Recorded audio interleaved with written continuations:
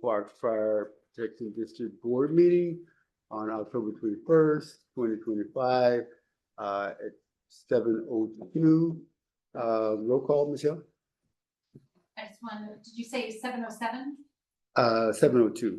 That's not correct. Oh. It's 7:07. 7:07. Thank you. Thank you. Director Bernstein? Present. Director Bloom? Here. Director Jones? Here. Director Crowley?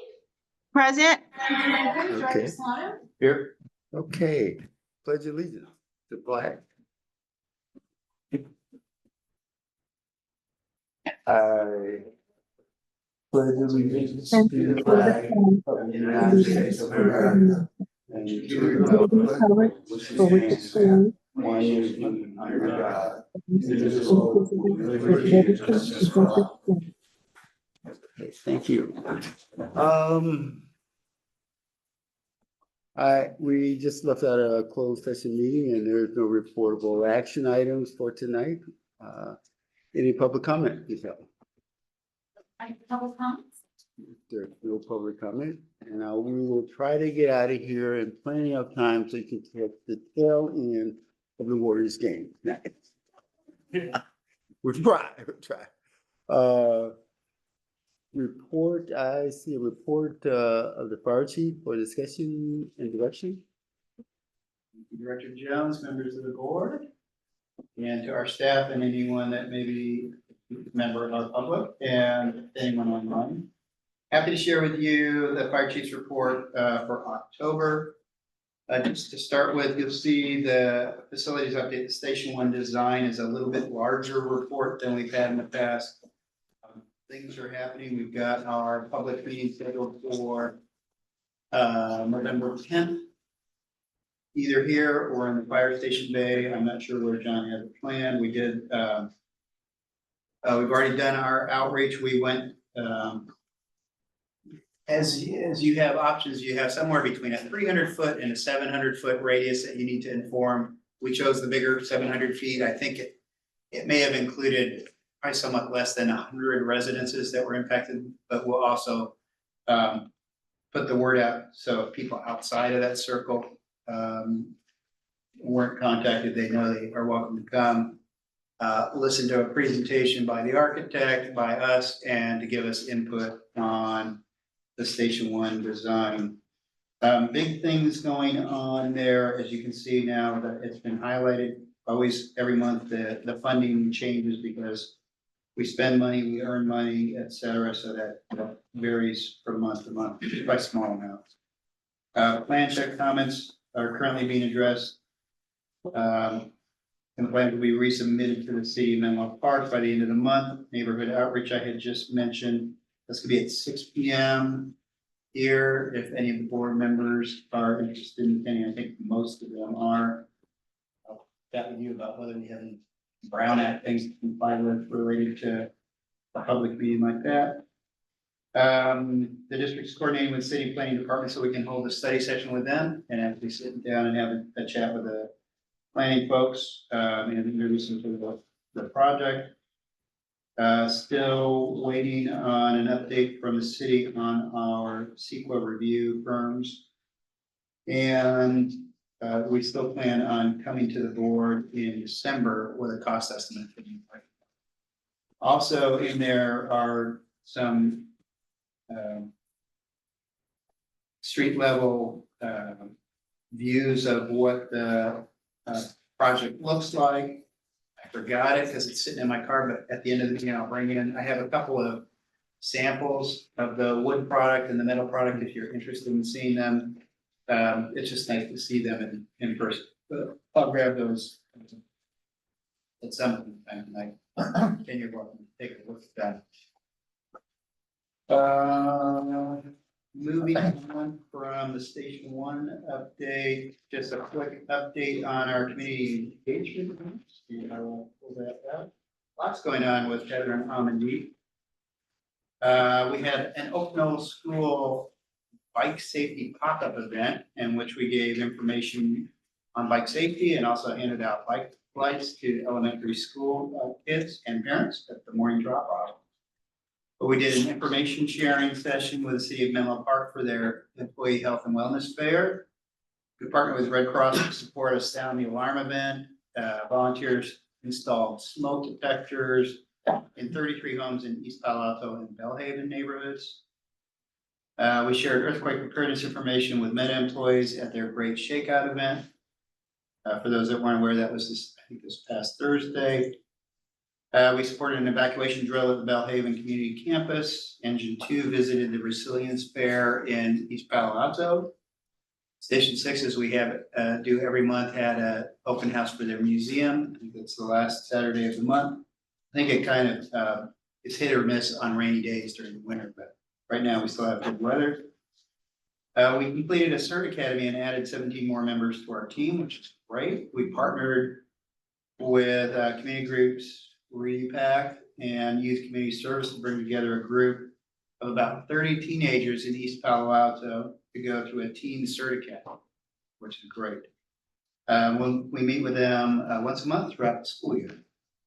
Great to connect with our youth and get them involved in emergency preparedness from an early age. We also held a firefighter rehab class to get more CERT members trained and assisting with our rehab.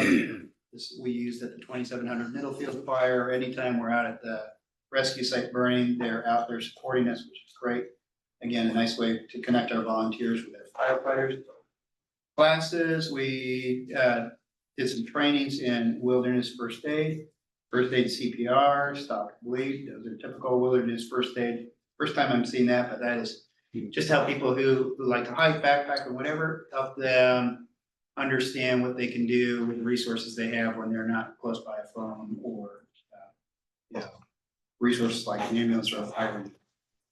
Fire extinguisher training with employees at a biotech firm in Bellhaven, CPR class with employees at a venture capital firm in Menlo Park, Red Cross Ready, emergency preparedness presentation for a neighborhood group in Sharon Heights, and hands-on CPR and fire extinguisher training with neighborhood group in Sharon Heights, and then a couple of school leaders.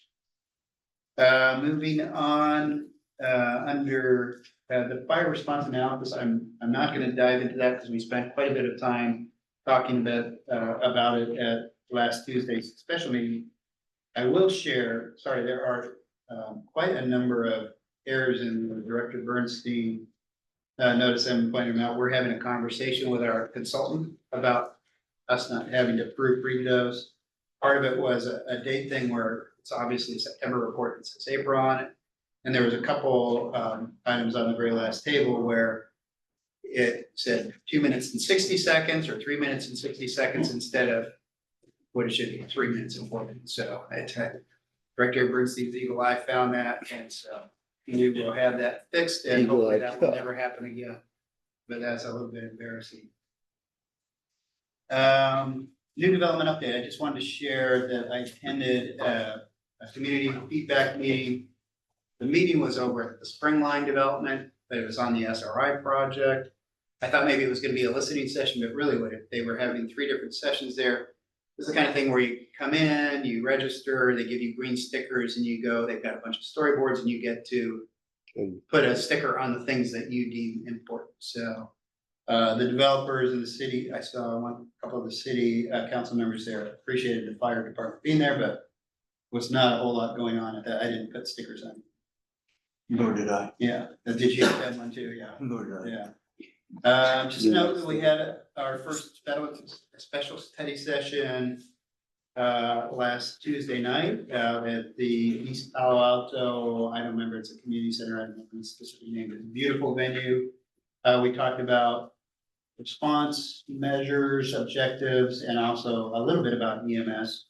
Spent 3 hours chatting about those things with our board and our subject matter experts on staff. Attended the Menlo Park City Council meeting probably about 2-3 weeks ago.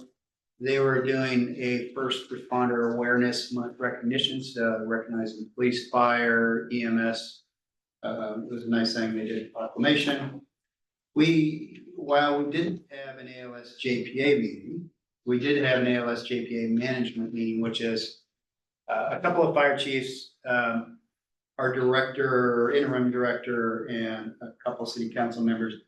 Mostly what we talked about was some challenges the JPA is having related to PERS classification for retirement for an employee. Also having a conversation about our consultant, that does our radio infrastructure improvement, and that was the gist of it. No issues or conversations about, the dispatch issues with, the county.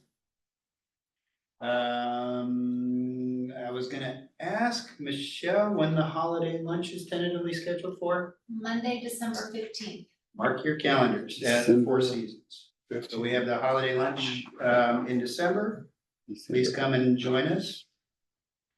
Other big things happening, sorry, I jumped over it. Pancake breakfast, that is big, happening here. This coming up Saturday from 7:30 to 11. It is a big event. I was checking the weather, it looks like the rain's coming in Saturday night, so you're gonna just miss it, which is great.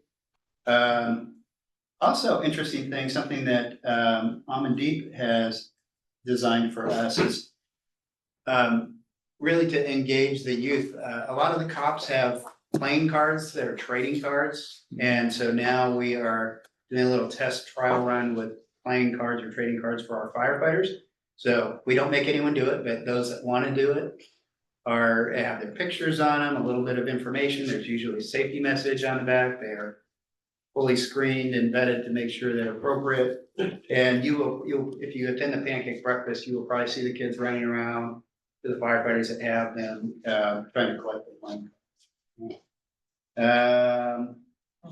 Also, Halloween at Station 4. This has turned into a giant community event that's gonna be on October 31st from 6 to 9 at Station 4.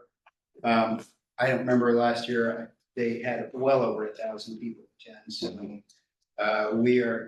it gets bigger and bigger and better every year, so if you are interested in coming by, come on by. It's, they kind of have a haunted house there, which is great. The outstanding staff reports, I've mentioned in the past, the internal controls policy will be handled via Elaine once we have that report. Should be before the end of the year, calendar year? It will be ready next month. Oh, perfect. So one of those will come off the list. And then also, based on some conversations we get and feedback we get based on that, related to the last study session, special study session, I will either bring one or two of these to the board this year, or we'll reserve for a study session, depends on the will of the board. And then finally, significant incidents, we had a structure fire, 700 block of Coleman, just down the street from us here in Menlo Park on September 25th. That was a fire that was contained to the kitchen. Excuse me, that concludes my chief's report. Any questions for the chief? Comments? I do. Yeah, Chief, I have two questions. One, this never-ending Palo Alto Airport extension.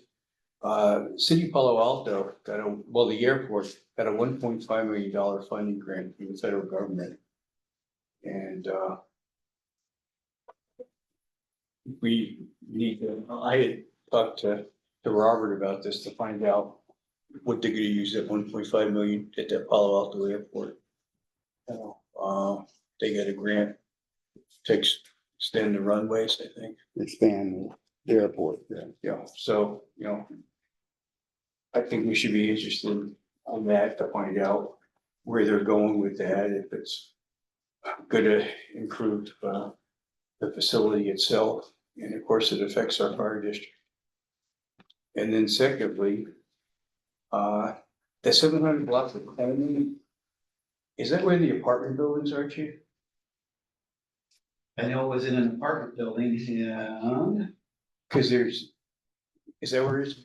Cause, even coming here tonight to the meeting, there's like cars that are parked on both sides and even on the exterior roadways too. And does that affect?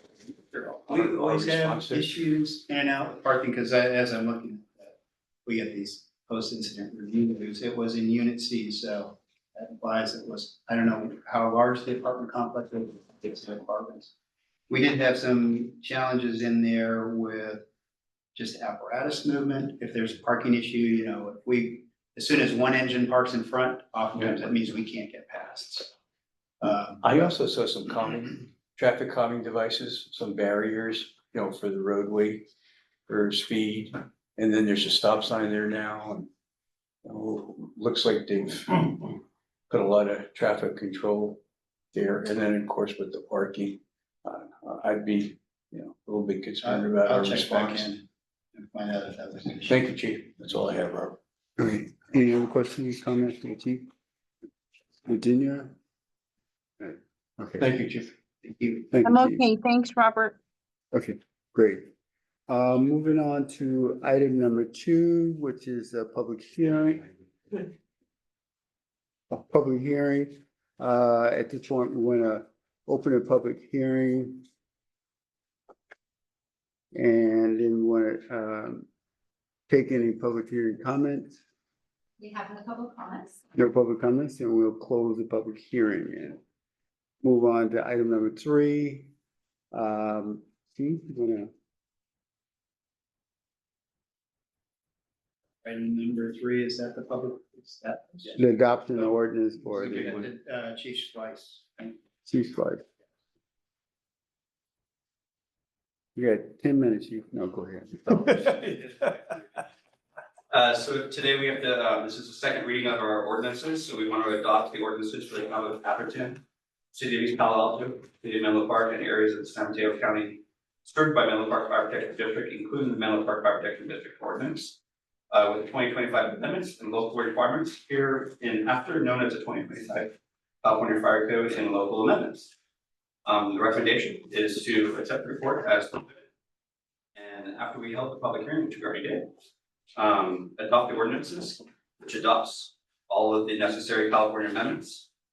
And answer any questions, if anybody reviewed any more of the ordinances or any more questions or here to answer anything you guys have today. I think you got a question, Chuck got a question. Yeah, I I said enough last time. read the staff report, and I didn't read every line of all the ordinances, but I'll do it. Seemed to me, but maybe I'm misreading this, it seemed like the only thing that the agencies have to do is approve any changes to what's going on. They don't have to approve the whole thing, is that correct?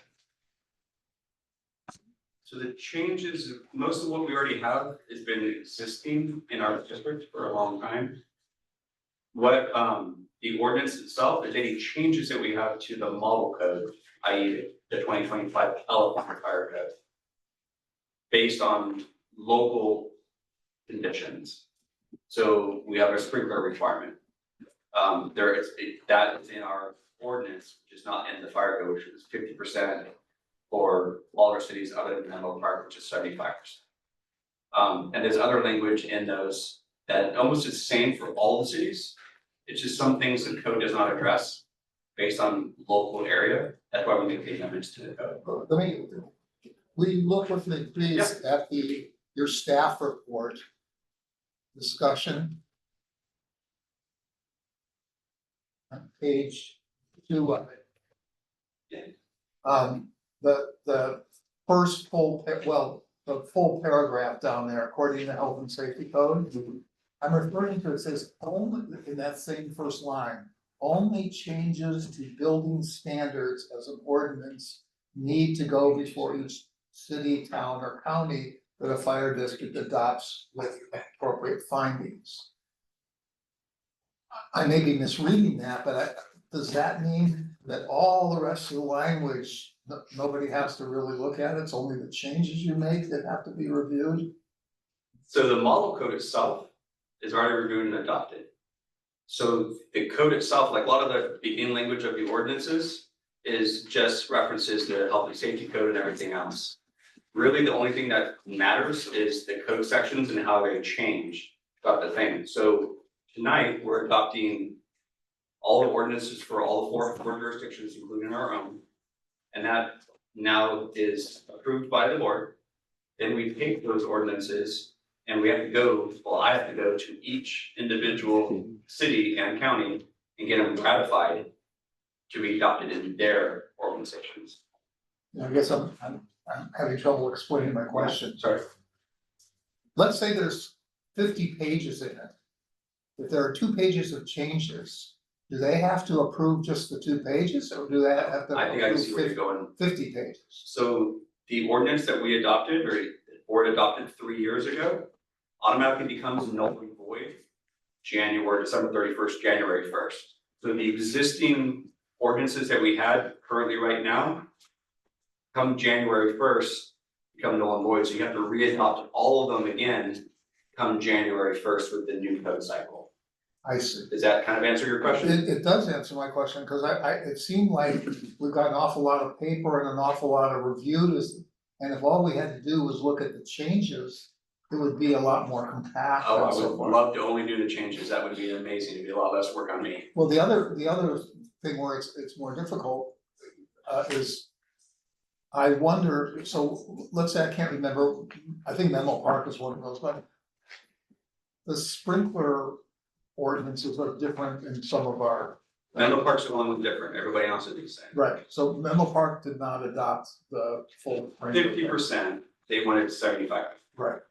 What I was wondering is, do they have an opportunity to, if they went with the full sprinkler, could they in the next cycle come back and change that again? Yeah, so usually I have discussions with the building officials of those different jurisdictions. And to see what their board, because they talk to their council members a lot more than I do. And to see if they want to change anything on the upcoming code cycle. So yeah, we can, if they wanted to do a full 100% or 50%. We would have already communicated that between the building official and myself, and then I would have changed it to reflect ours to address what they wanted to change. So once these become null and void, nobody has any sprinkler requirements at that moment. Technically, if we don't approve these and they don't get ratified, there would be no sprinkler requirements come January 1st. Well, even if. Other than what's in model code, Even if we approve them, it doesn't matter, they have to approve them also. yes. I said, okay, I just wondered what the risk is each time this comes up in terms of changes that are to the negative. of Yeah. that. Agreed, so from all the ones that they, changes I did make, I removed a lot of the language because it was already in the model code. We don't need to repeat ourselves, so I did clean it up a lot. I added a few little changes, the little minor changes, with sprinkler requirements with parking garages. And that could have electric car charging, because they're a very large hazard. But that was really all I changed, I really just cleaned the language and kept with exactly what we had.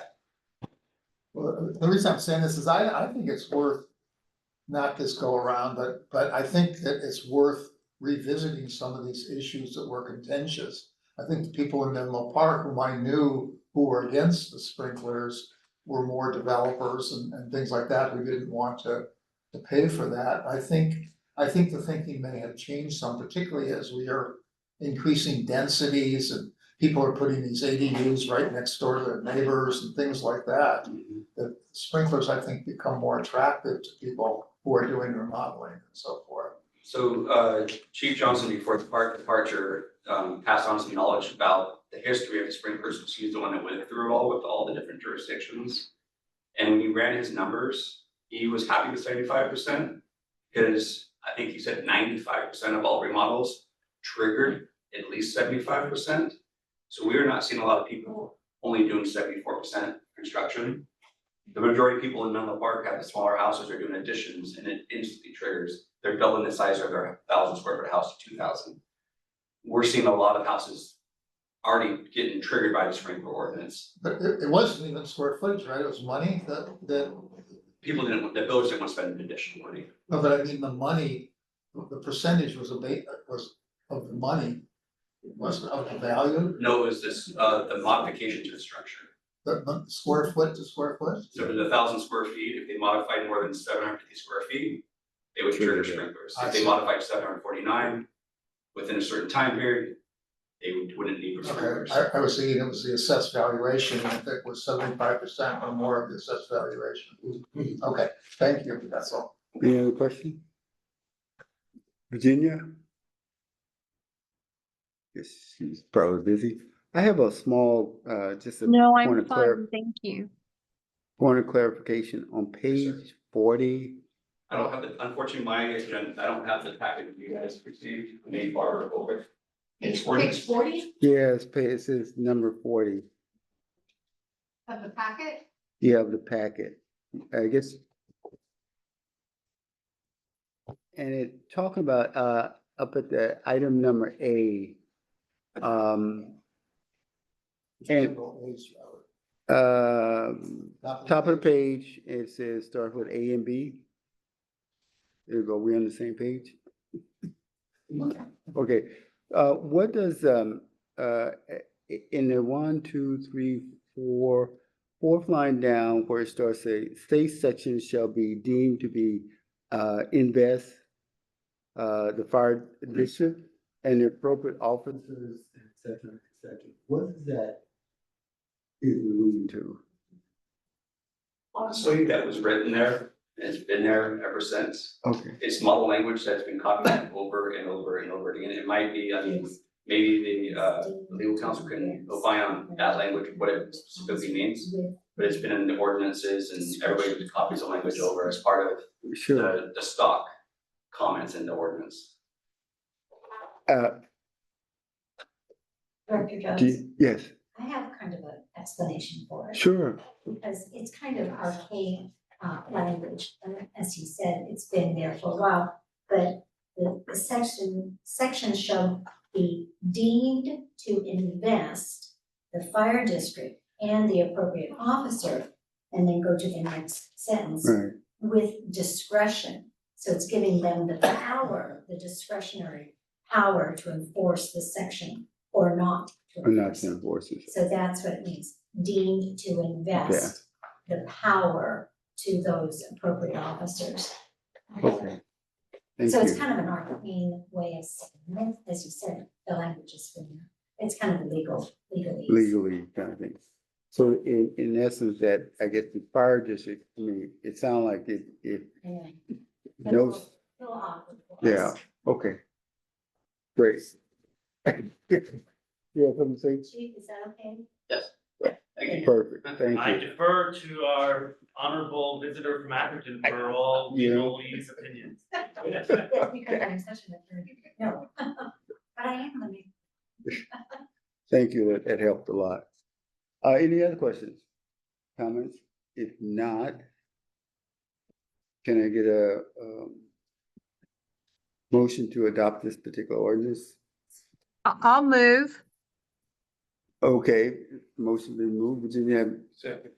and Rob is second. Any other questions? Not, roll call? Director Bernstein, Aye. Director Bloom, Aye. Director Crowley, Aye. Director Solana, Aye. Director Jones. Aye. Motion carried. Moving on to item number 4. Consent calendar? Number 4 and 5. Yes. I would like to, go ahead, you have something? No, I was gonna move to accept it. I want to pull number 4, item number 4, just for a brief second. You want to remove number 4? Yeah, from the consent calendar, so we just. I'll make a motion, to approve the consent calendar number 5 only. I'll excuse second me. that. Excuse me, can I make it before you go, it's number 5. Oh, okay. Well, Right. then I'll change it. I make a motion to, approve number 4, and have number 5 out? No, approve, number 4 Okay, and pull number 5, okay. So you want to pull the treasure. the treasurer report. So I'll second that if Rob is moving yeah. to approve item 4. Correct, You're right. I'll second that, okay, which is the minutes. okay. Motion been made, been seconded, Michelle? Director Bernstein, Aye. Director Bloom, Aye. Director Crowley, Aye. Director Solana, Aye. Director Jones. Aye, motion carried. So, item number 4, just briefly, item number 5. I noticed in the report, and I don't know if it have came back to recognition of, on page 2 of 7. And it starts off with the meetings and activities for the month of August 2025. And I just want to focus on bullet point number 3, where it says that a staff has obtained a GFOA Certificate of Achievement for Excellence in Financial Reporting for fiscal year 23-24. And I just want to recognize staff for just, doing a great job and receiving this. Sounds like it's a very competitive kind of award. I mean, this is the first time I've heard of it. And I just want to say thank you for a good job. Thank you. That was it for me. I just wanted to say that. Okay. So we'll move on now to. We need a motion or then approve it. We have to approve it. I Thank you. move that we approve the treasurer's report. I'll second. Thank you. Any other? No questions on that? Okay, roll call, Michelle? Director Bernstein? Aye. Director Bloom? Aye. Director Crawley? Director Crawley? Hello? I, G? Thank you. Director Solano? Aye. Director Jones? Aye, motion carried. Moving on to item number 6, which is to accept the fiscal year 2025 year-end financial summary report and adopt a resolution authorizing the amendment to the fiscal year 2025 budget and allocation of the unassigned funds for fiscal year 24-25. I guess, Francine, is that Pete? Yeah. Good evening, everyone. So for this report, essentially, we actually completed the fiscal year 24-25 year-end fiscal close process. So this report actually summarizes the financial activities for the past fiscal year. Just to note that, the balances.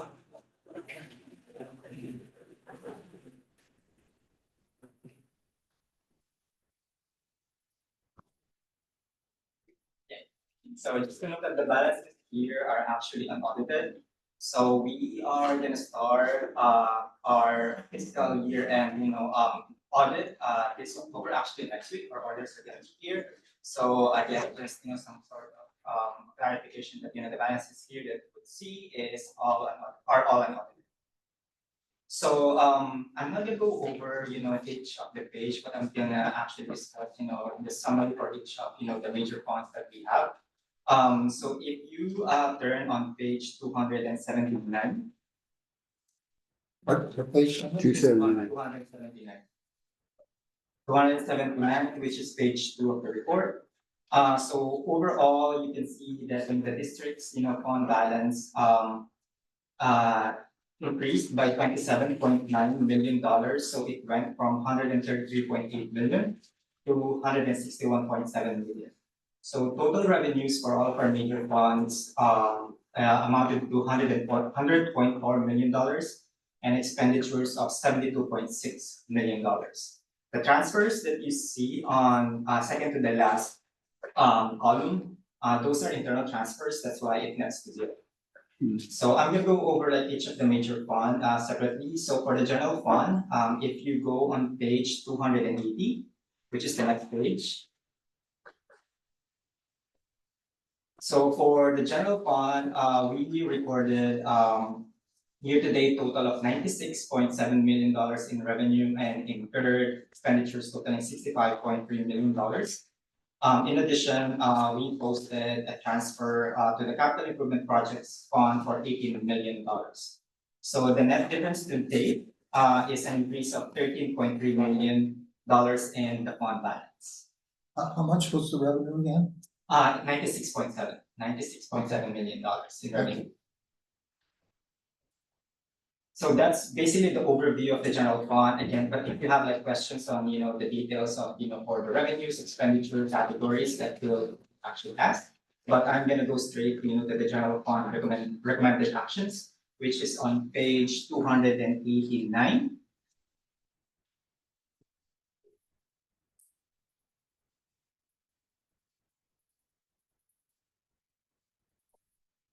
So just a little bit of a background and maybe a refresher as well. So accounting standards, particularly GASB number 54 outlines, the different fund balance classifications that government agencies are required to present in our financial report. So those are like 5 classifications, namely non-spendable, restricted, committed, assigned, and unassigned. So historically, the district's practice is, whenever we have like, unassigned, fund balance at the end of the year, we actually allocate it to the different reserve categories that we actually establish in our fund balance policy. So in each of the 5 categories that we have, we actually establish a different, reserve categories on each of those. For example, budgetary deficit reserve, it's under committed, workers' compensation reserve is under assigned, things like that. So now that we have the final numbers for fiscal year 24-25, totaling $13.5 million of unassigned fund balance, we are actually allocating that $13.5 million to those various reserves, which are all in accordance with our fund balance policy that the board approved a year or 2 ago. So the general fund recommended actions number 1 to 8. There are, as to make it a little clearer, I think thanks to Director Bloom and Director Ferrari, they actually recommended to actually put some sort of table there to see what reserve are we actually talking about in each item. So all of this again are actually aligned with the fund balance policy. So I'm not going to go over each one of them because it's an addition and reduction again based on our fund balance policy. So if we go on the second major fund, which is the capital improvement fund, on page 291. So on that table, summary of the activities, so for CIP fund, we went from $113.4 million at the beginning of the year to $128.1 million, which is an increase of $14.6 million. So during the year, we incurred roughly about $3.4 million in expenditure, which was funded or offset by the operating transfer, which I mentioned earlier from the general fund, which is about $18 million. So for the recommended actions on page 293. So similar to the general fund, which how we actually discussed earlier, recommended actions number 1 and 3 are related to the reserves that we just talked about. Just some sort of again, I wanted to emphasize that during the year or the fiscal year, on top of the $18 million that we already transferred from the general fund, we are actually transferring an additional $10.8 million to the capital improvement projects. And another thing that I wanted to point out here, which we haven't talked about, is recommended action number 2, which has like some sort of budget implications for our budget for fiscal year 25-26. So essentially, what we're doing here is, we are reconciling the budget to align with the actual carryover amounts. So when we adopted the budget last June, we only adopted the estimated carryover from the already approved project budget that again the board approved. But now that we have the actual numbers, now we are aligning it with the actual carryover amounts. Like for example, like for again this for station 1 project. When we adopted the budget, last June, we estimated that the carryover budget that was already approved by the board is $800,000. But when we closed the books, for fiscal year 24-25, we determined, the actual is actually $600,000. So now that difference between the two is, the amount that we're going to adjust for fiscal year 25-26 budget, because we're still going to use that amount to continue, funding, that, or to continue spending, the budget for that specific project. So the first table on page 293. No, sorry. The first table on page 292. So the first table really summarizes, the total budget based on actual carryover amounts. So the last column This would have been the budget if, we base it on the actuals. On the second table, that you see the comparison between what should have been based on the actual numbers versus what we adopted based on the estimates. So the change really is, adjusting, those numbers for the actual carryovers. And then lastly, for the special revenue fund, which is on page 293. So the table on this one, so for fiscal year 2025, the ending balance is amounted to negative $110,000, mainly due to the outstanding claims that we still have for the cooperative agreements and the hurricane deployments. Similar to CIP, for the recommended actions on this one, which is on page 296.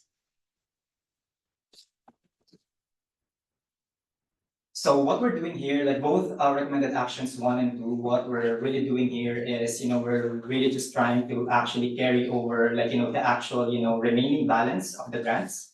Because it's a cost reimbursement grant, so whatever is the remaining balance of our revenues and then our expenditures, those are the amounts that we carry over for the next fiscal year. So similar to CIP, on the adopted, June budget, it's just based on estimates. Now it's the actuals. So the adjustments are, the adjustment of like $138,000 and $179,000 are the amounts that we need to carry over to align with the actual remaining balance of the grants. And then number 2 is for the deployment claims. So as of June, I think the table before that I think shows the remaining claims that we have for the different incidents. Still on the same page 296. So we listed all the incidents and the outstanding claims that we have from FEMA. So roughly, we are still waiting for about $150,000 from the federal government for these claims, and we are anticipating to at least receive it for this fiscal year. So we are actually amending the budget for an additional $150,000 for the revenue for this one as well. And then lastly, really on the page 297, which is the next page. So here's the summary, basically of the current fund balance that we have with the different reserve categories.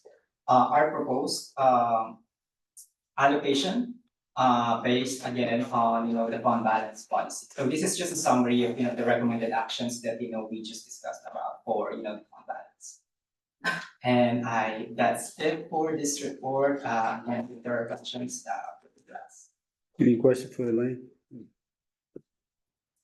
Yeah, I think maybe with reference to page 297, the last page. I understand why we would want to adjust our reserves in various categories. But I don't understand why we bothered to go back and revise the budget for the year earlier. The whole purpose of a budget is to help guide our spending. The year is closed. Why bother doing that? Why not just adjust the reserves appropriately and move on? Yeah, the adjustment of the reserves is, you're correct, Director Bernstein. The adjustment of the reserves is actually retroactive, so it's for fiscal year 24-25.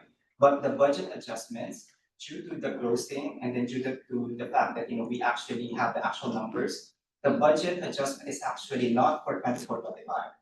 It's for 25-26. It's for this fiscal year. So we're not going back and adjust our budget from the last fiscal year. I don't mean to argue with you at all, because this is the explanation I'm looking for, but on page 297, if you look at the chart there, maybe I'm not understanding the meaning of it, but there are 4 columns in the chart. And the third column over says 2024-25 proposed. And now, are these just the fund balances or are These these? are fund balance, yes. So nothing to do with the budget? Nothing to do with the budget. The budget implications are actually explained in the narratives on the report. 1 or 2 pages earlier? Yeah. And actually, Director Bernstein, if you go to attachment A, which is the resolution itself, the next page, it lists the actual investments by reserve category. And you'll note that there's no adjustment to the budget in that. I see, there was just so much work all the way through about the budget and the variances and all that kind of stuff. I thought we were adjusting the budget Yeah, for some it's reason. kind of confusing there, person. I actually get, what you're trying, it's kind of confusing because, we're closing the books. We are retroactively changing, the reserve classifications for 24-25, but because of that, some items, we actually need to revise for the budget for 25-26, not for 24-25. So, yeah, it's kind of confusing in that way. But we're only revising carryover items. Correct, that's correct.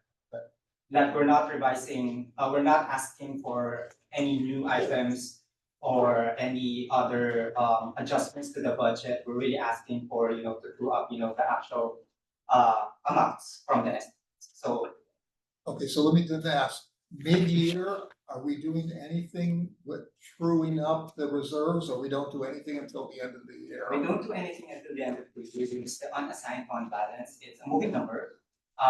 So it's a moving number. So every month it changes depending on what our revenues and expenditures during that month. So we can anticipate maybe trying to actually allocate it, during mid-year, but it might not be accurate and it might not be even more efficient because we're trying to double the work when at year end, we're trying to actually do up, whatever is the actual cost. Well, almost certainly we'd have to do it again, because there's no way we could be right on target. Correct, that's Thank you, that helps a lot. I misunderstood what was going on. Any other questions for Lorraine? Hey, I have another clarification.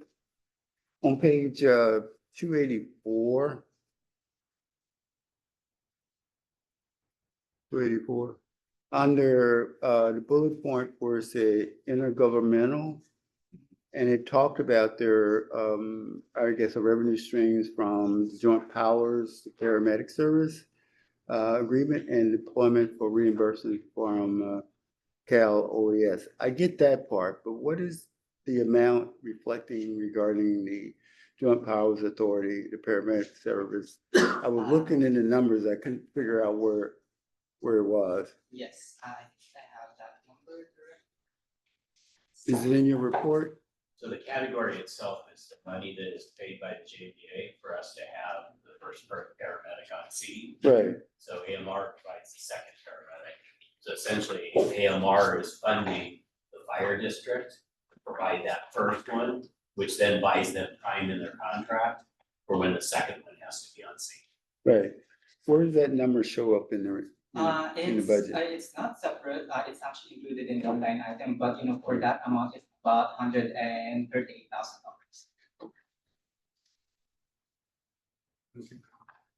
So basically on that page, same page, Director Jones, so not same page, it's on page 283. 283, So on, intergovernmental. yeah, it's in the intergovernmental, so Okay. about $138,000 of that is related to the AMR, and then the rest is, for deployments. Right, okay. All right, thank you. And just one quick comment, and if, in case that number seems unusually small for you, AMR pays in much more to the JPA, and then it gets eaten away by administrative fees, radio infrastructure, purchase of defibrillators, and whatever's left over comes back to us in these FRU monies that we had talked about last week. So Yeah. that number, every year it shrinks more and more because our expenses inside of the JPA are bigger, but How then will that intersect with, I think we had some conversation last week regarding medical services, on trucks. How would that impact any of that, if at the all? fact that we have paramedics on all of our equipment and we're not getting paid for those Right. necessarily. I mean, it doesn't affect that number. It will probably, we'll realize the benefit of that if and when AMR renegotiates or gets the new contract with the county, Right, and in which case we'll likely get FRU monies for all of our research. So that's still through 4 more years for 1 year. before that happens. I mean, when they renegotiated last time, we didn't get anything more. We've had staffing on more units than this almost from the beginning. I don't, they negotiated back in 2019 for the FRU monies when that a bid was awarded. So back then, we didn't have, I believe, we didn't have paramedic staffing on the trucks, and we didn't have the squad. Yes, we did. We had it for maybe 5 years before that. I don't know why it wasn't negotiated. Well, we tried, but, Okay. and this was a sore point. I mean, it's one of those issues that I'm saying this to you because I know you're talking to these people and so forth. But it was a sore point because we tried to get AMR to give us copies of what their expenses were, what they were costing, they wouldn't even tell us how many calls they made and what their payments from insurance companies were. We had no data whatsoever, and yet we went ahead and approved the contract without data. So being mindful of what's on the agenda, I move that we accept the fiscal year 24-25 year-end summary and adopt a resolution authorizing the amendments as stated in the resolution. Motion been made, is there a second? I'll second that. Rob beat you to the point, Virginia. Okay, fine. Second by Rob. If there's no further other comments or questions, roll call. Director Bernstein? Aye. Director Bloom? Aye. Director Crawley? Aye. Director Solano? Aye. Director Jones? Aye. Motion is carried. Going on to item number 7, which is discuss and approve the emergency preparedness policy. I will get this, and then I would imagine there can be robust discussion from the board on this topic. We had, at the last board meeting, we had quite a bit of conversation about whether or not the district might sponsor monetary grants to 501c3s for community preparedness organizations. It was referred back to the E-Prep committee. We spent some time in the E-Prep committee talking about what something like that might look like. We chatted, a little bit about having requirements if we go down that road, having forms, having policy and a procedure. That said, towards the end of the meeting where we were trying to figure out what we should bring back to the board, really my recommendation was let's go back to the emergency draft E-Prep policy that's been in draft 1 for maybe a year and a half, and see if we might be able to take the draft off of it and adopt that. And along with that, you'll notice that I made one modification to it. It's highlighted so you can see it. And this is probably going to be the biggest point of discussion for the board tonight. Is the direction we were going when we were initially drafting the E-Prep policy. This was back when Director Bloom and Director Crawley were involved in drafting it. Was going towards kind of the concept of in-kind donations to help support our community groups. The conversation recently has also included the concept of monetary grant. So with that, we have gone through, the board has, by consensus, agreed that the policy statement and the purpose statement are fine. They meet the intent. The rest of the document, the board just had an opportunity to look at. They saw this document again. There was conversation about it at our July board meeting. There was even commentary about, it's still a draft policy. So really for your consideration is that the policy for us, for staff, it needs our needs for giving us guidance on the things that we do and the things we should do. It's not all inclusive. It does not cover everything. It doesn't limit us from doing additional things, but it gives us, the board's intent. The highlighted in yellow item there adds a bullet point that makes it permissible for the board to consider a grant program. It doesn't make it mandatory, it doesn't require it, and also would, if it's approved in this format, will require us to come back to the board, if this stays in there, with the concept and design of some form of grant program with some, requirements, guidelines, things that protect the district. That's why it's in there. Previously, it had not been. So with that, I'm going to turn it back over to Director Jones to help guide us in any kind of conversation related to that.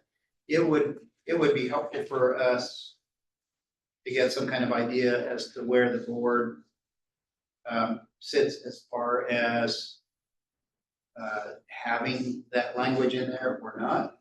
And then that is just helpful for staff as we try and work with the EPREP committee on the direction that the board overall wants us to go. So with that, I will yield it back over to Director Jones and the board for the conversation.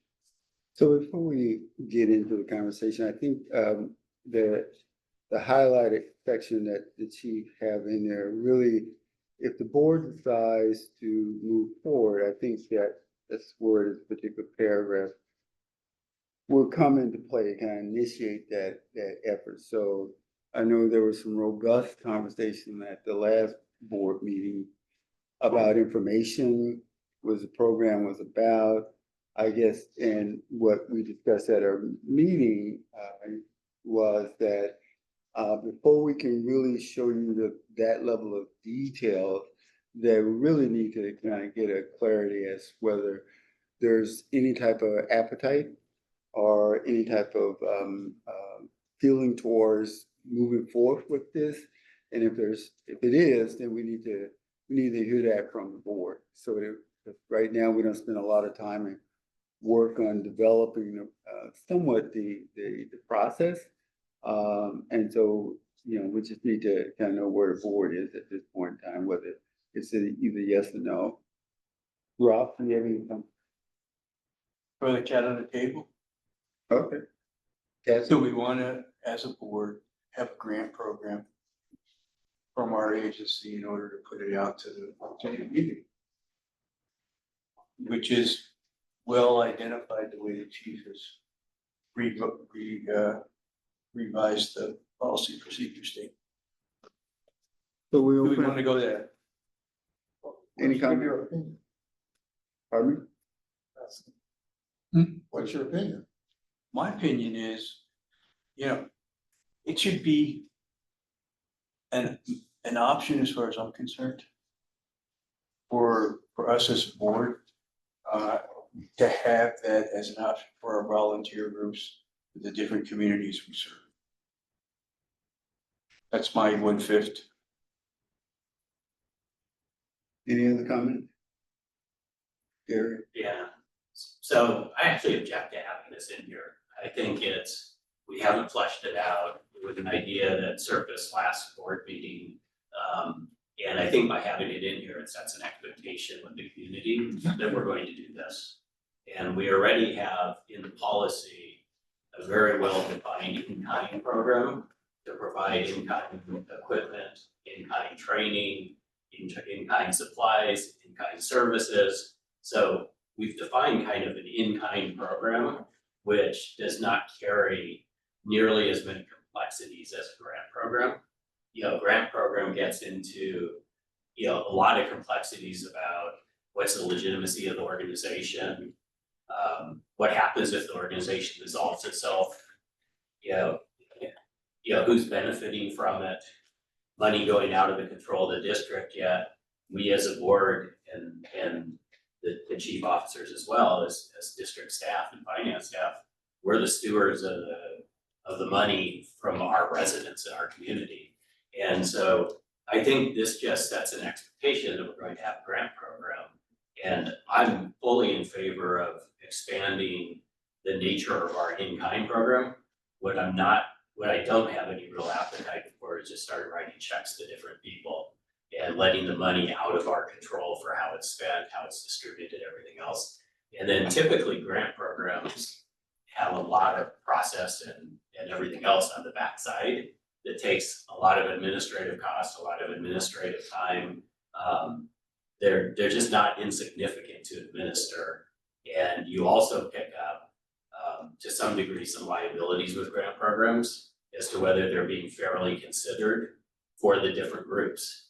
Because, and to put that on the board to say, hey, the board's gonna approve all the grants, that's one way to do it, but there's gotta be a, kind of an equitable approval process of it that's gotta get built into it as well. That's a little difficult right now when we don't really have even a stated goal for a grant type program. So to me, we're just covering it with the existing in-kind program.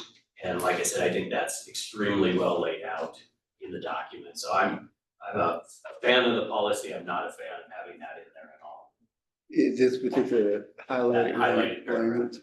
Yeah, Well, it does, I mean, it indicates that at the direction of the board, the fire district staff may develop a program to award monetary grants to the community groups for emergency preparedness efforts that align with the district mission, and any such program shall receive board approval. I think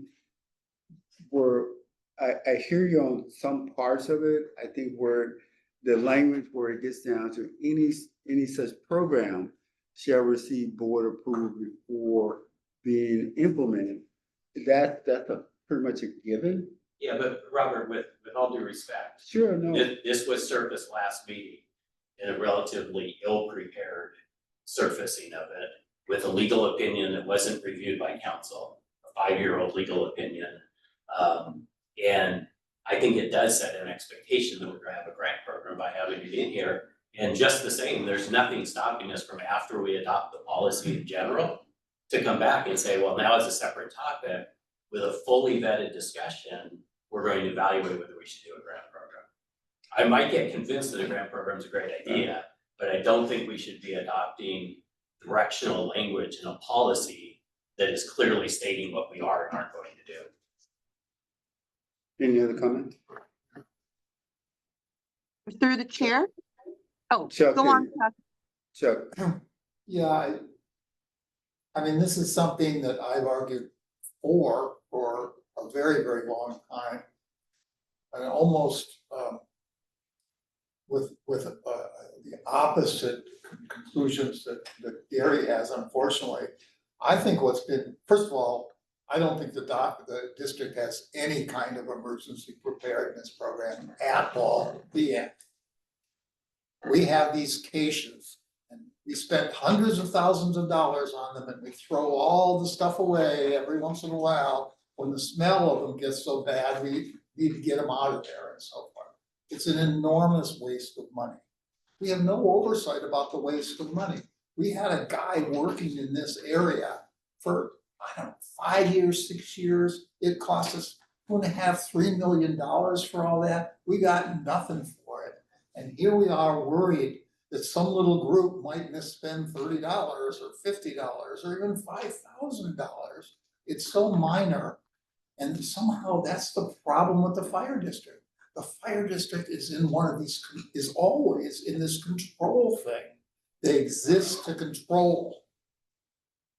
But they're not a forward-looking agency. They don't look at how we might prepare the population and so forth. And I think the innovation to do that is gonna come from the grassroots up. And that we want to encourage that somehow.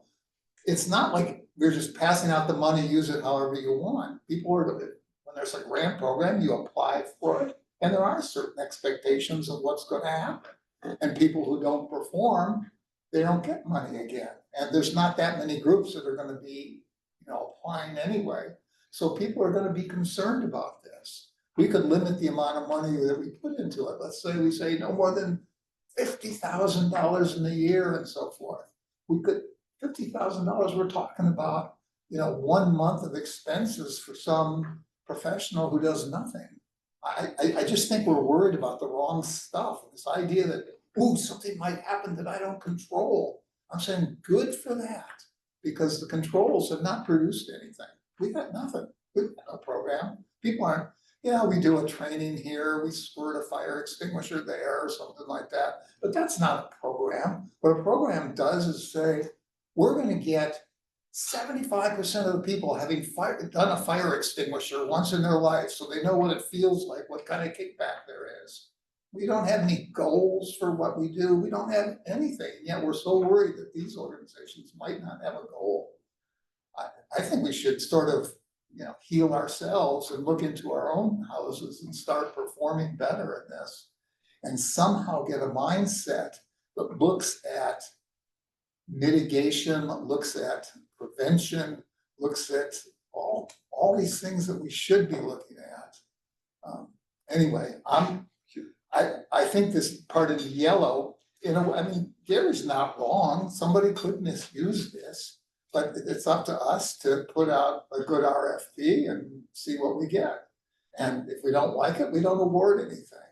And we can limit the amount of money. I think the risk is relatively small. And even if we create an expectation that we're gonna do something, I think that would be a good expectation to have. Because now these groups have to perform. If they don't perform, we're not gonna do it again. We'll find some other solution. I just think we don't risk anything.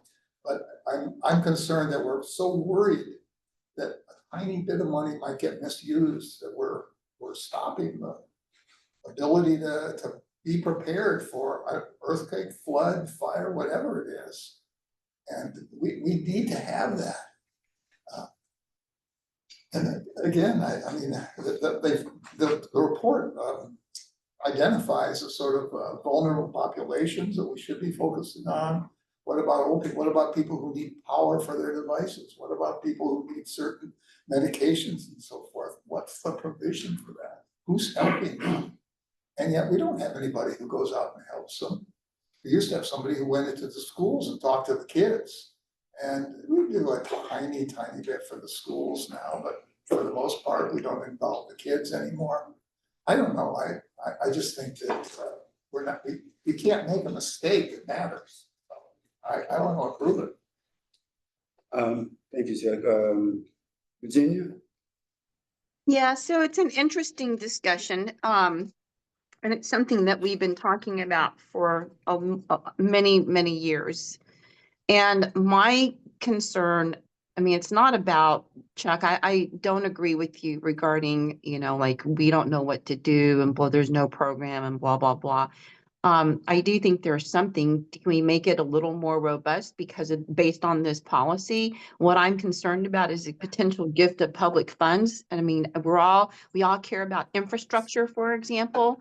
I'm not sure we have the infrastructure to actually put together a legitimate grant program, which means an administrator, right? Someone who's going to read all of the applicants or applications, someone who's going to figure out how what the progress is that they're making. I mean, it takes time and it's going to take a person to do this.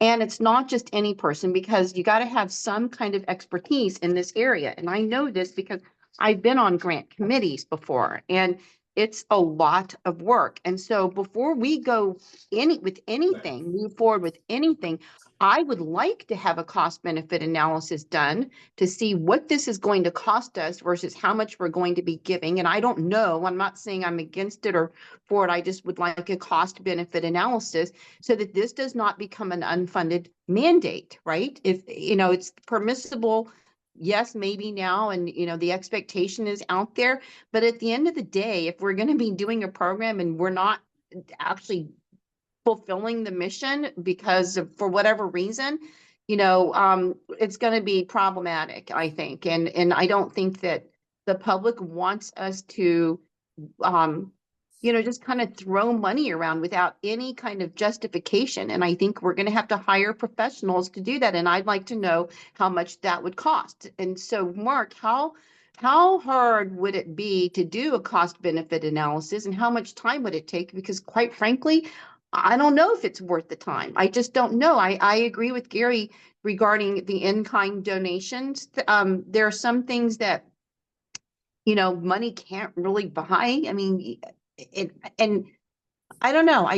I would just like a cost benefit analysis because we're gonna have to hire someone who's a professional, in my opinion, to basically run a grant program so that this situation will not look like we're doing a gift of public funds. Virginia? Yes? Okay, Rob? Yeah, Gary brings up some good points. That's the control. And the control is us. We're the board and chief senior staff can review these proposals or request for information or request for a proposal. And his staff can review these and either him or if it goes to the board, if the chief feels that it should go to the board, I have all the confidence that through his discretion, if he feels it's a questionable program, to move it to the board. So there is control, there is a final decision-making process, and the evaluation and review can be done by senior staff. I mean, I think it should be available to our community. And as to the amount, I mean, that would be something, if we want the program, I mean, you know, we can do baby steps. We don't have to say $150,000 or these large amounts.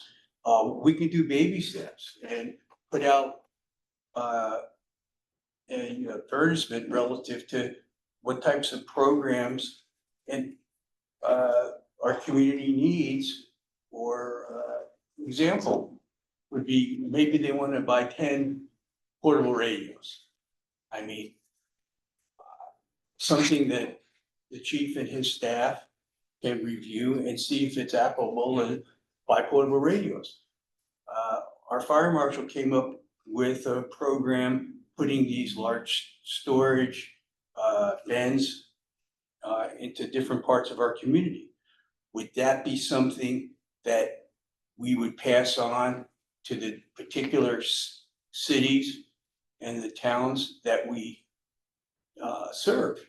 So, you know, is that good for a grant program? I just think just to have that available to our community is important. You know, there's so many volunteers that are out there. Just, it's a untapped resource that we have in our community. And I think we need to pull them into the fold, as Chuck mentioned, and utilize those volunteer services. Robert, can I make another comment? Sure, go ahead. I don't think there's anything wrong with the various nature of what's being described or the controls. My fundamental issue with this is, I think this is incredibly sloppy work by the board. The board spent off and on for 2.5 years evolving the E-Prep policy. And we spent 15 to 20 minutes at the last board meeting talking about this with a topic that, you know, there was really no staff report, really no preparation for. We've never had a real staff report preparation for this discussion. And now we're gonna take a policy that's been extremely well thought out and discussed, and we're gonna stick in a controversial item at the last hour. It just doesn't seem like the right process to go do that. I'd rather see us adopt the policy without it, and then we can amend it later to say, when we fully fleshed out a grant program, and if that's an important topic for the board, then we can fully flesh it out and vote on that as an independent amendment to the policy. But to take a policy that's had so much study, so much work, and then essentially put a controversial with a fair amount of risk of the gifting of public funds item right into a policy at the last hour, it just seems sloppy to me. Chuck? Yeah, I mean, again, we're not saying that we will implement or we shall implement a program. It says, at the direction of the board, fire district staff may develop a program to award monetary grants. So it's talking about preparing such a thing, which is, we would research it, we would be thoughtful about it. And any such program shall receive board approval before being implemented. Again, I don't think that's rushing into anything, and on the contrary, we look at this well thought out, well-researched document take a look at the last thing on page 5 of 5 here. This is the other, the fire district may also develop equipment caches that are accessible to non-cert trained members of the community preparedness groups. So here we're gonna make things available. Will it have bracing like they used to have? Well, if you're not cert trained, maybe you don't know about bracing. Will it have first aid equipment and so forth? Well, if you haven't had first aid training, why would you be doing that? I mean, to me, that's what's not thought out. And here we're talking about literally hundreds of thousands of dollars. Getting these little caches probably is $1 million or more proposition. And again, we're worried about a little tiny bit for what may happen with volunteers. I just think we're worried about the wrong things. I think I said. My last, Robert, yes, Virginia, I don't agree with you, Chuck. I don't think we're worried about the wrong things. Anytime we're trying to spend money on anything, we need to, be thinking through this, thinking about what that cost is, how does it benefit the public? And we don't know right now. And you're right, maybe it's a may instead of a shall. But then let's approve the policy without this and then take this one provision and figure this out and have a robust process, not a last minute process like we're doing, because this is now in a policy with the expectation that this is going to pass. I mean, it's going to pass with the policy if we want that. And I think that it's unfair to the public that, you're just saying that, oh, well, it's just a little bit of money here, a little bit of money there. Well, all of that adds up. And I don't think that the process has been robust. And I think it's we're in risk of gifting of public funds right now. So if we want to approve the policy, we have the votes to, we have the votes right now to approve the policy with this provision in there. I would caution that we be careful about doing that and approve the policy and let's take that one provision out, have a robust process and a robust discussion, and then amend the policy if that's what we want to do. That's what I would suggest, because right now I do agree with Gary. It's kind of haphazard and it's a little sloppy. So, I mean, I would make a motion to approve the policy without that provision in it, and then meaning the grant provision, and then put that on a future agenda item. And then we can talk about it and actually build a process around that policy if that's what the board wants to do. But I don't feel comfortable incorporating it into a current policy at the 11th hour right now. So that would be my motion if there's a second. If there's not, then, someone else can make a motion. I'll second Virginia's motion. motion been made, and Michelle, I don't know if you got the motion, I know I didn't. Basically, it's to approve the policy without that provision and put that on a future agenda item. Or future agenda. approve the yellow, Approve the E-Prep policy in large without that highlighted provision. without the highlighted And provision. put the highlighted provision as a separate topic in a future agenda meeting. That's my motion, is to approve the policy without the highlighted provision and put the highlighted provision on a future agenda item, or on a future agenda as a future item. And I don't know, Gary, if that's the motion I made. I don't know if you want to second that still I or not. seconded, I already did second it. Okay, thanks. Michelle, do you have it? Yes, Okay. Can you read it first, Michelle? it's just approving the emergency preparedness policy without the highlighted yellow section. This currently in I the don't packet. have to read it to you, but it's in your packet. Right, It's the right, but highlighted then put that yellow. on a future agenda. Put the highlighted yellow section on a future agenda for a robust discussion and process around it. Okay, a motion has been made.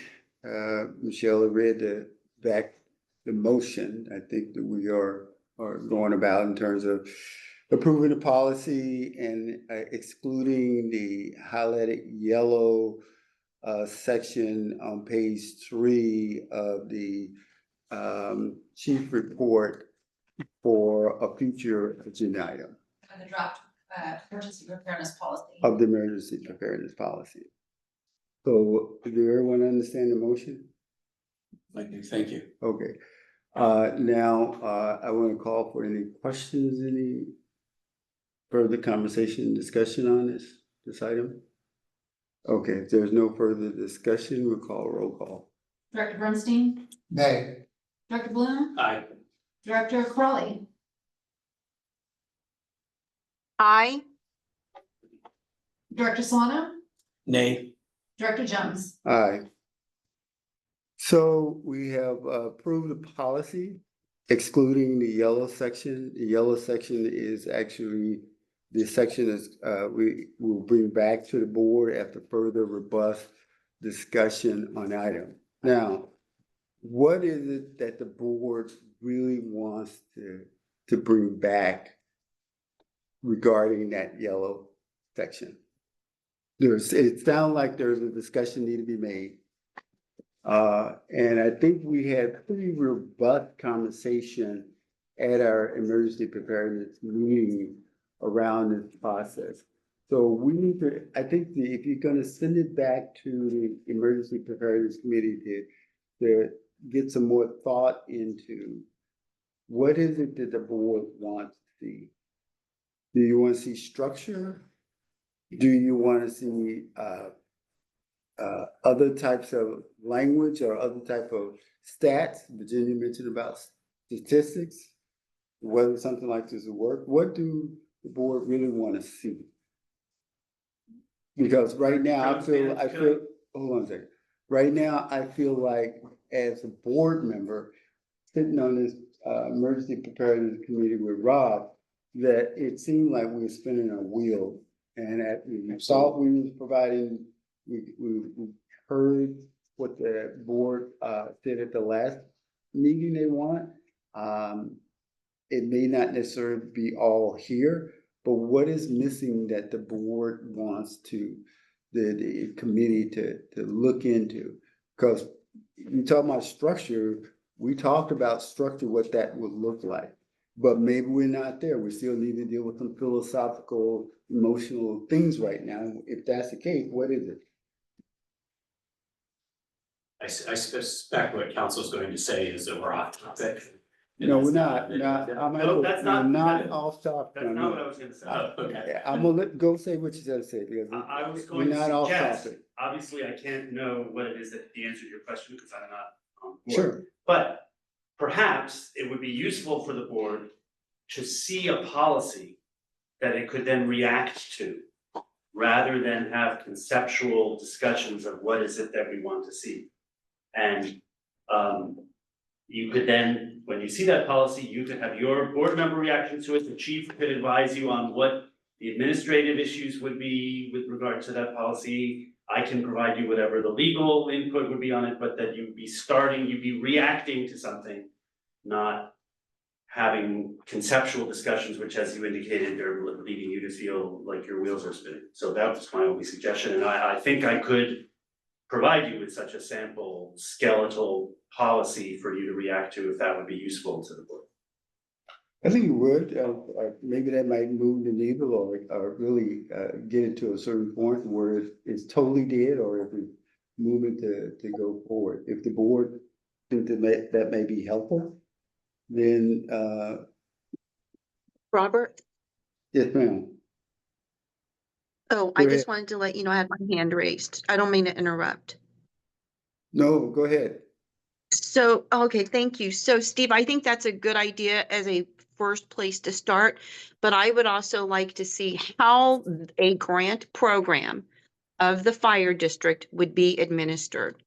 And it's not, to me, it's not good enough to just have our senior, management chief officers be the grant program, right? Because it means like when you deal with the grant program, aside from the fact that, how you've got to read through the applications, and I don't know how many applications there will be. I mean, it's too early to tell.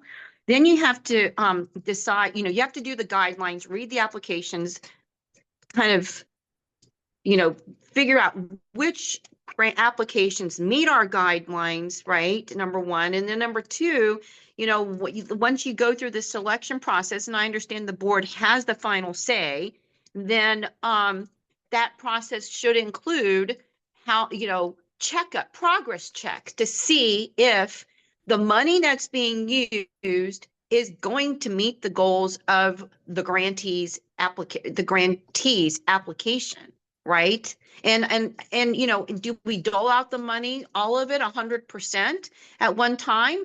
Or do you have to meet certain benchmarks? I mean, these are all administration issues. And, for me, I think in order for us, again, not to get into this danger zone of gifting of public funds, I almost think we need to hire or contract, I don't know who it is, do something that's more professionally oriented in terms of administering this grant. And so I would like that cost to be highlighted too. I'd like to know what that, not highlighted, but I'd like to know what that cost is. So basically it's this almost like cost benefit analysis of a grant program for the fire district. So on top of where Steve Miller is saying, okay, well, here are some policies, it's going to take some staff time, Mark. I mean, how much is this going to cost the district? And how much are we going to be able to, how much is this going to cost vis-a-vis how much are we actually going to grant out? I mean, if it's $50,000, $60,000 job, right? And we grant, 25,000 or whatever it is, I don't know. I mean, I'm just making up the number. Is it worth it? And I don't know. And so I'd like to have that kind of cost benefit analysis done. Is that even possible, Mark? And yes, Sure. where I would like to start, Robert. That's where I would like to go on top of what Steve Miller just said. Okay. Chuck, Rob? Yeah, Gage, Heather's job description, is there anything in there that talks about any type of evaluation of programs or training or assistance that we provide the community with as part of her job description? Not to be words, yes. In her job description, there's 3 different levels. It's level 1, so community risk reduction officer, level 1, level 2, level 3. Each contain their own kind of subsections.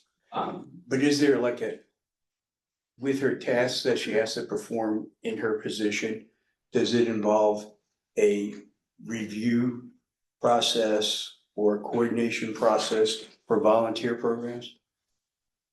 For assistance? I don't know that exact language exists. Francine, check. Great. Or dispersing money.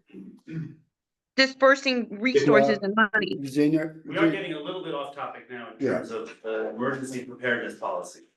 So I'm just trying to see if the personnel is available to help with the program. So, Or chief, put that as we down go through as that, an I got that evaluation. down, that will be all part of the analysis, whether we That'd hire be fine. someone, if we use That's internal staff, we would have productivity, there's something else that they can do if there's minute for it, but that, we will share all that with you and then the board can make an informed decision. Great, thank you. so, I think that FYI, some of these things we have already talked about in the E-Prep committee. We talked about the grant structure. We also have talked about who will be eligible for the grant if the program were to exist. We also talk about the individual organization capacity in terms of internal capacity, external capacities they have. Is this a single grant only from the district, or have they applied for other grants? We've also talked about the what experience the group nonprofit would have. We're looking at 1 or 2 years of experience, or we're talking about 3 or 4 years of experience. We also talked about having submitted a brief bio of the organization, their accomplishments, their strengths, their weaknesses, and how does the program actually line up with anything that the district does around community engagement, and also their geographical focus. We have talked about those things for infinitum, and all of that goes into evaluating a grant. We also talked about, whether it's internally or externally.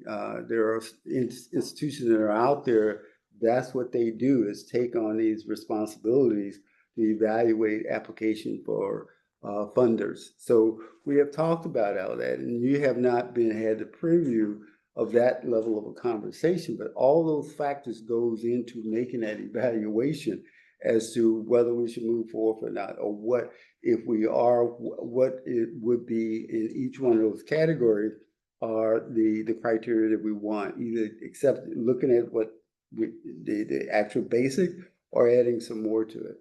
And I think at this point, rather than coming and spending this board member time, I really do think that this needs to go into a study session, because all these levels of details, like I say, what the committee have talked about, we thought that it was pretty much hashed out and ready to be presented, but it was still that underlining, is this something the board has an appetite of moving forward on? Not in terms of proving it, but moving forward. And all those details need to be worked out with the board before the board can actually get too comfortable or not, or satisfied with yes or no whether the program exists. So rather than my thing is that I think that really at this point really do need to have that study session to kind of work out, spend like we did last week in terms of kind of looking at area by area and making a decision about it. Jerry and then Chuck. So all that criteria you just outlined is pretty common and pretty standard criteria in a grant program.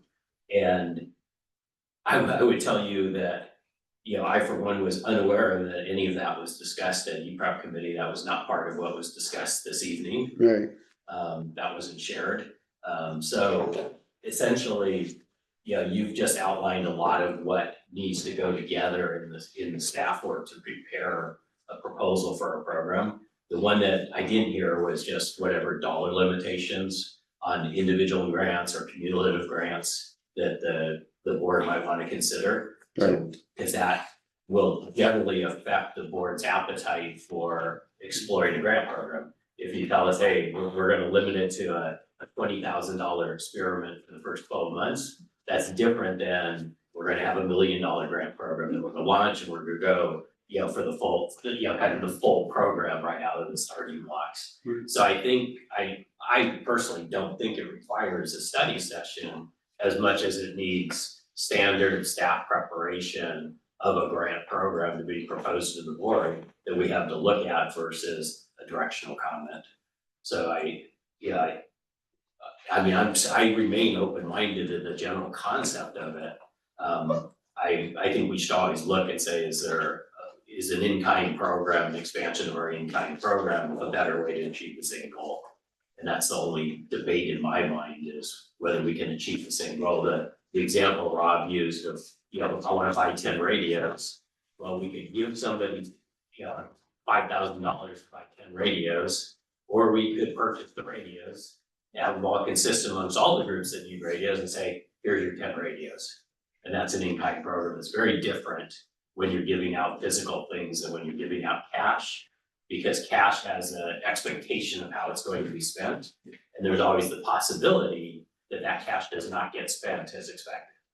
And so, but as far as whether it's a study session or not, I think it can be probably covered in a board meeting if we had a properly proposed policy with a draft, with a current legal opinion and everything else to go with it. I think that's fine. I think the legal opinion and what you just got to tell me is great, but I think it's the details that stories in the details. And I think in order to understand in each one of those categories, what is the purpose and how it operates or how it functions is, we can spend time at the board meeting, but like we don't spend almost a half hour on this topic area.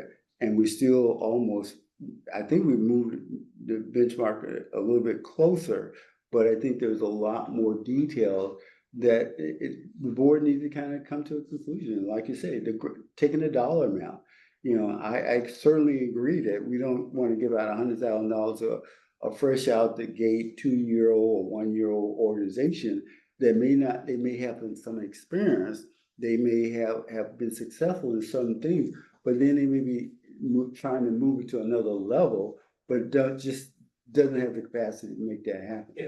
So those are kind of level of detail for me that I feel comfortable in working. I need to work out for myself so that I can say, yes, I think we got, this person is, yes, they good to go, or they're not. Maybe come back another year, team up with some other organization that maybe you may work through and bring it together. And those kind of level details, I don't think we should be spending more time to do. That's one thing. That's what I mentioned about study session. But whatever the wishes of the board, I will go either way. Chuck, I know you had your hand up. And then me after Chuck, Robert. And we are after now Chuck. fairly far afield from the topic of the agenda, which you've already voted on and Which all. we've done. So. Right. So, yeah, Sorry. but We're this far afield, we may as well stay there. I just wanted to say, I don't think we need a study session either, and I don't know how you differentiate board time from study session time. I mean, if the board members go to it, they're spending just as much time. And in fact, a study session is a board meeting. I don't know why I would be included in that. I'm fine with the way it is now. I don't see why we need, I got nothing to add to it, so why should I come to a study session? I got nothing to contribute. So you're gonna need to come to the board meeting if you got nothing to talk on the issue? Well, have you ever heard me not talk at a board meeting? I mean, I've always got something to contribute, but I don't have anything on Seems this like a item. rhetorical question that you asking. Look, it sounds to me like you've got some homework to do, so just do it. When you're ready, come back to I the done board. did whether my it's- homework. Yeah, you're the one that said you needed to get some information to reassure yourself about stuff. And I can't help you with that. I know you can't, and you never will, but my point is, without getting an argumentative kind of thing, is that, you know, I feel offensive over the fact that you're talking about I don't have the information.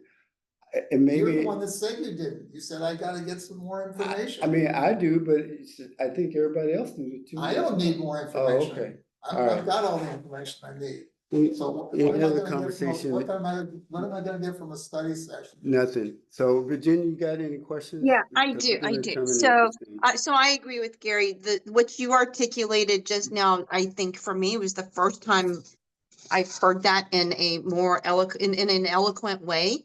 I agree with you, Robert, that, you know, this is an important enough topic to warrant a study session. I know that it's like, and I can hear Gary and Chuck groaning now, but, I do think that if we go into a study session, I don't care if it's on a future agenda for a study session or on the board for a regular board meeting.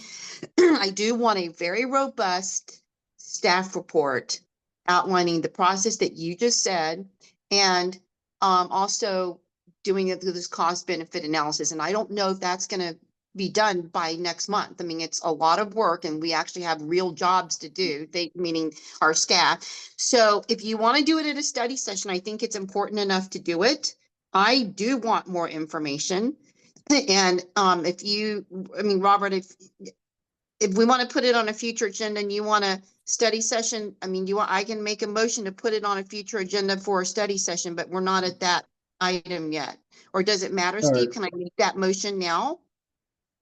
I think, I don't think there's any appetite for that, Virginia, so why don't you The just hold study on to session? that? Okay, Yeah. then a regular board meeting, which is what I said, just on a future agenda. We'll That get to the was the we'll- motion that we just passed. We'll get to the future agenda Here item. now, item 8. We're right there right now. So item Okay. 8, we're moving to Got item 8, future agenda items. Okay, so So- I'll move to put this grant program on a future agenda. Excuse me, I believe the board has already voted to approve that motion. Yes. It was part of the Oh, okay, original sorry. motion. It was part of the Okay. original motion. Okay, yeah, no, I know, but did you need that for item 8 or does it Yeah. automatically go on to item 8 as a Sure. future agenda item? It's already part of It's an already existing agenda item. It's Okay, already that's part fine. of a motion. Okay, All right, okay, we'll- sorry, Robert. I just want us to do this right. That's all. appreciate it. Thanks. Much appreciated.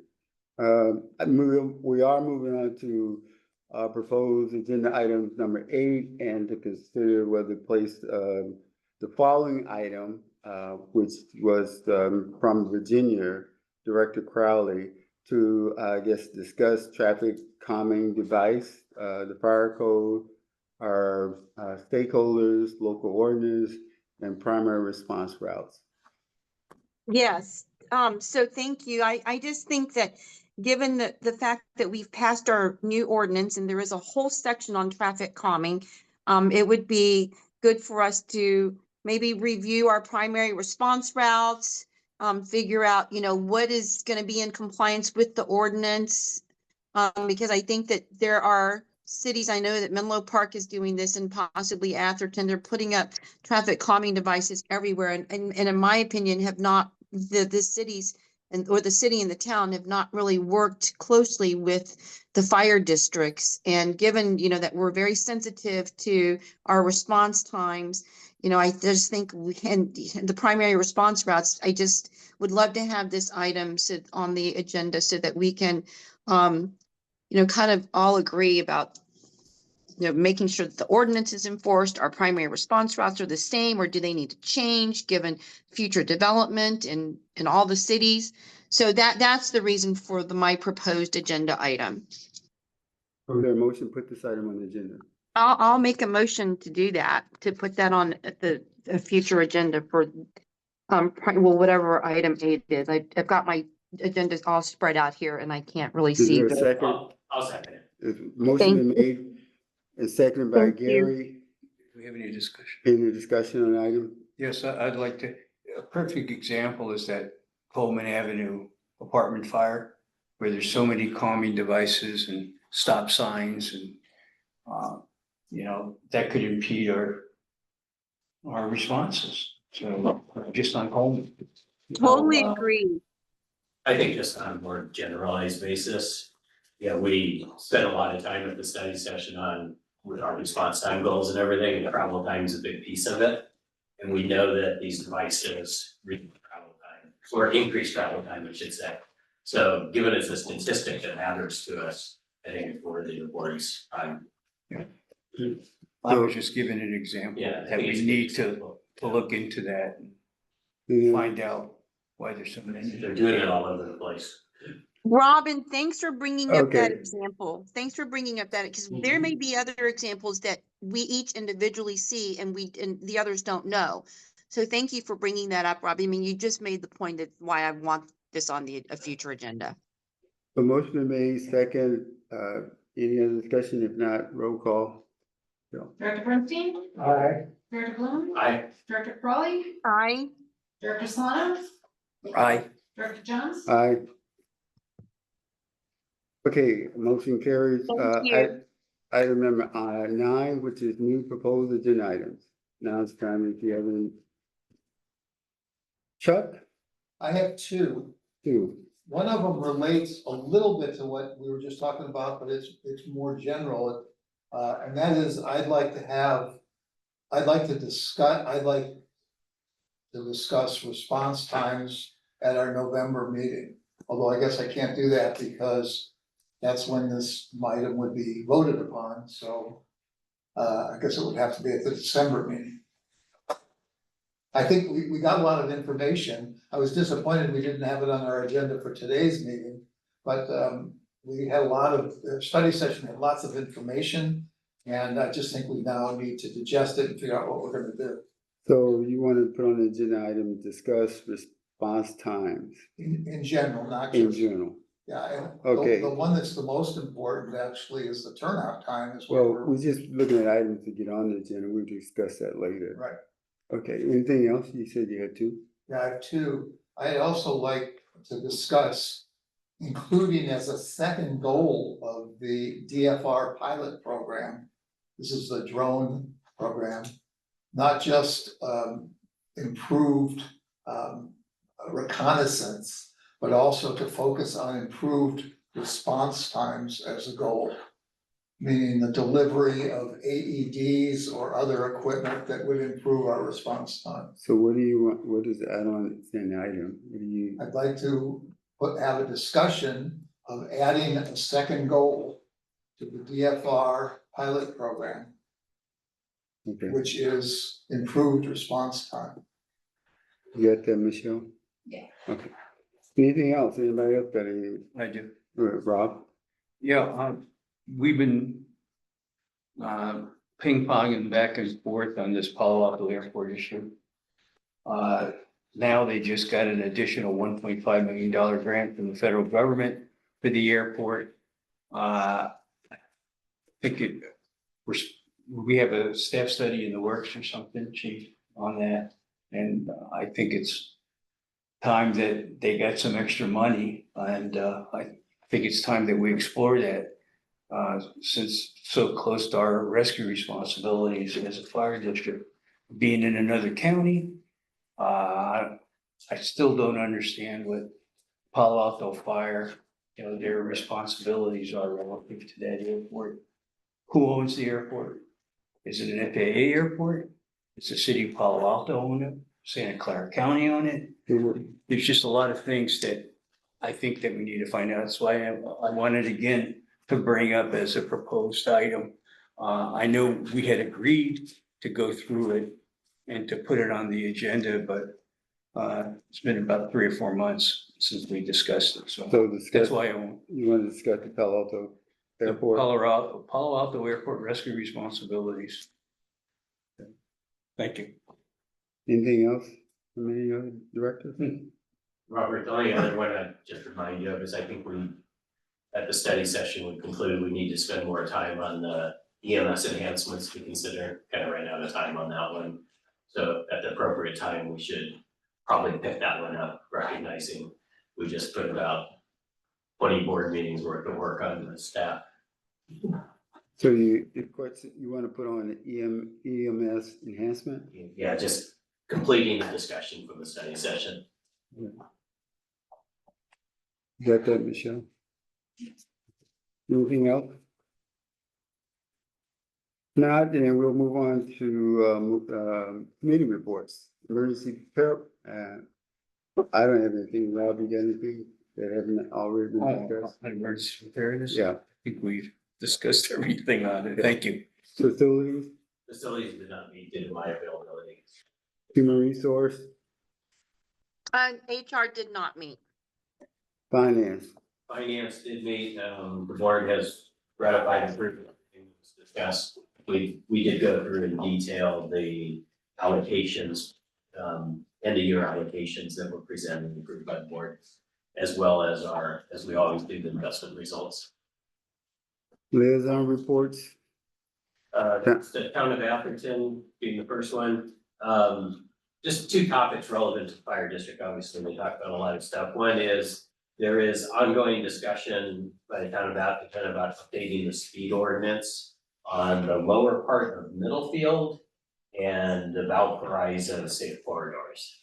They've designated these safe corridors for kids and bicycles and other things. And so they're talking about lowering the speed limit on both of those.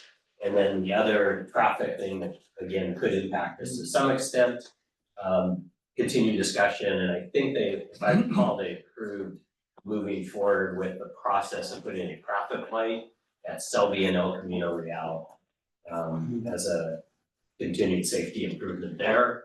And then lastly, safety improvements on El Camino and Las Pulgas, given that they're finding that's now backed up, pretty much for hours at a time, if you're trying to get into the Atherton area.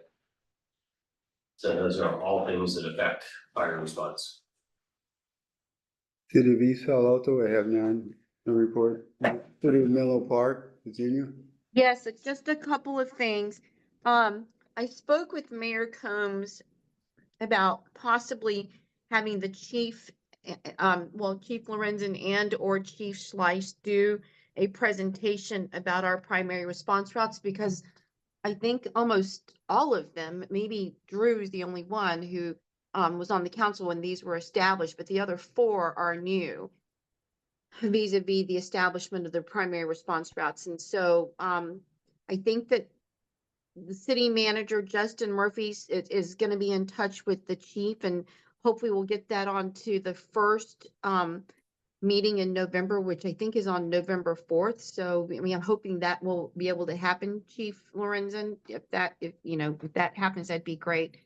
And Mayor Combs is, definitely open to that. I mentioned to him that, this is something that we're concerned about district-wide because we're not really singling out Menlo Park. And I do think that we need to, to do this and remind the council members, especially since so many of them are new within our jurisdiction, about our primary response routes and why they were there and designated as such. And number two, Mayor Combs is doing his State of the City address on the 23rd. I think that's in a couple days at 5:30. Unfortunately, I'm not going to be there, but it's at Bar Loretta on Santa Cruz Avenue if anyone wants to go. Like I said, it's at 5:30 on October 23rd, and that's going to be Mayor Combs' State of the City address. And that's all I've got. Thanks. Well, Robert, Yes. could I just add something to Virginia's report? If you want to go to the Menlo Park thing, you need tickets. And you have to go online to get the tickets. True. It's great. And they're free. And if you want, I can send a link. I don't know. If y'all want that, I can do that. But it's through Eventbrite. This is Tickets are for the state of the district, the state of the city. city. Say the city. 5:30 and It's the State of the City at 5:30 at Bar Loretta on October 23rd. And you So can they- you can quote unquote get free tickets on through Eventbrite. the website says there's only a few left, so if anybody's interested, they should move quickly. Well, I have a ticket and I Okay. can't go, so I was gonna We- cancel. So if anyone wants mine, they can have it. So Virginia's offering her tickets. Okay, so we're moving on to County of San Mateo, District 3. Nothing to report. District 4, there's nothing to report. Pre-hospital emergency, is that you, Rob? The JPA? chief reported the executive chief situation. Okay. We were canceled. The main board was canceled. Thank you. San Francisco Creek. Virginia, Nothing to report there. Thanks. nothing to report. Any reports from the directors? I do. I have. Rob? Yeah, I attended on 9/25 Menlo Park, as what the chief had reported in his report. And then on the